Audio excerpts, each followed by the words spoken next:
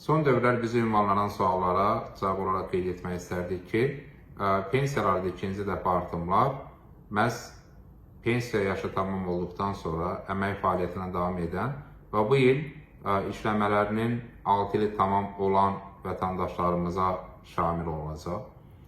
Belə ki, qanunvericiliyə əsasən pensiya yaşı tamam olduqdan sonra əmək fəaliyyətini davam etdirən vətəndaşlarımızın pensiya məbləğləri 2 dəfə 6 ildən bir artırılır və 2026-cı ildə işləməkdə davam edən və 6 ili tamam olan vətəndaşlarımızın topladıqları pensiya kapitalına uyğun olaraq onların pensiya məbləğləri yenidən artırılacaq.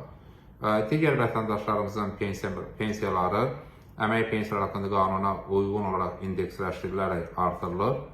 İndeksləşdirmə hər il orta aylıq əməkdəki artım faizinə uyğun olaraq müəyyənləşir və bununla bağlı qərar növbəti ilin əvvəllərində əvvəlki ilin orta aylıq əməkdəki artım faizinə uyğun olaraq müəyyənləşir.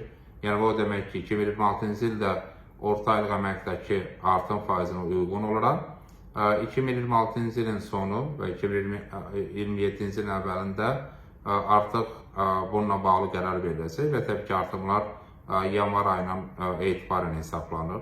Ona görə də əmək fəaliyyətini davam etdirən, artıq pensiya çıxdıqdan sonra vətəndaşlarımızla bağlı pensiyalarındakı artımlar indeksləşdirmə nəticəsində reallaşır və növbəti indeksləşdirmə isə 2027-ci ilin yanvar ayında reallaşacaq. Qeyd etdiyimiz kimi bu 2026-cı ildə orta aylıq əməkdəki artım faizinə uyğun olaraq həyata keçirilən artım olacaq.